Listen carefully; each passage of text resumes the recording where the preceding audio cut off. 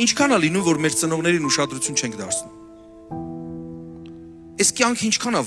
նման վազքի, ոնց որ մարաթոն լինի։ Բոլորը վազում են։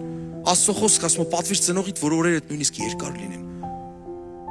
Հետաքրքիր խոստում էլ կա։ Ասում առաջի պատվիրանն է խոստումով։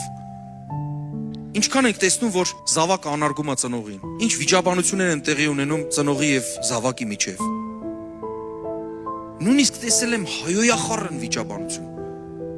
Իմ համար խորտ աղել, ճիշտ է, այս աշխարհիկ եմ եղել, բայց իմ համար նման բանը խորտ է։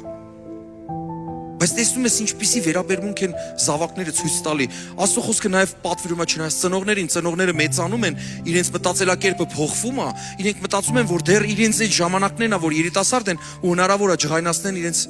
երեխաներին։ Աստծո խոսքը իրանց էլ ասում է՝ մի ջղայնացրեք, մի բարկացրեք ձեր զավակներին։ Էդ էլ ասում, հավասարակշռության համար Աստծո խոսքը միշտ պատրաստ է։